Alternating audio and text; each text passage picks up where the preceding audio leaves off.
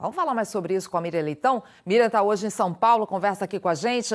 Oi, Miriam, bom dia para você. A grande preocupação que fica é se essa proposta agora de socorro financeiro abre uma brecha aí contra a lei de responsabilidade fiscal. Qual a sua opinião?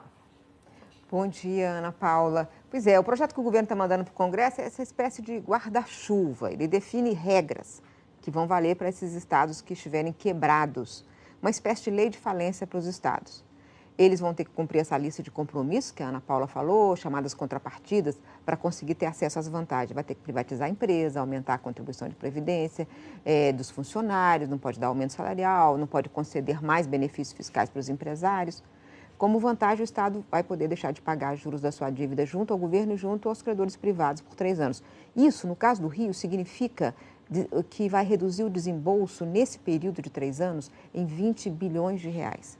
O Tesouro vai acompanhar as contas dos estados e suas decisões para ver se está tudo certo. Funciona mais ou menos como o FMI, quando ele monitorava as contas do Brasil, quando o país não conseguia pagar sua dívida externa. Ou como a Grécia, quando a Grécia quebrou, a Alemanha e outros países ajudaram o país. E essa lei é necessária porque será uma suspensão, como a Ana Paula disse, temporária e localizada dos itens da lei de responsabilidade fiscal. Então, Ana, realmente é um perigo mexer nessa lei, mas significa que é apenas temporário e apenas para esses casos. E precisava saber o que acontece com os estados quando eles quebram. Está sendo necessário, né, Miriam? E no caso do Rio, já foi dado aí o primeiro passo agora com a aprovação desse projeto de privatização da SEDAI. O Rio, como está em pior situação, também é o estado que está mais adiantado nessa tentativa de se reorganizar financeiramente. Ontem conseguiu aprovar a privatização da SEDAI. Com o voto contra, vejam vocês, do PSDB. Foi patético. Os tucanos, que conduziram o maior programa de privatização do país, votaram contra, argumentando que a venda da empresa não vai resolver o problema. Nada isoladamente resolve o problema porque ele é grande demais. Mas um Estado que não consegue pagar nem salário de funcionário precisa sim vender o que tem, vender o patrimônio. As famílias fariam as mesmas coisas. As ações da SEDAI, antes de serem vendidas, serão dadas em garantia de um empréstimo que o governo do Rio pretende negociar com o Banco do Brasil, se o banco quiser. O empréstimo de 3,5 bilhões será usado para quitar todas as dívidas com os servidores. Ontem o Rio teve outra vitória importante.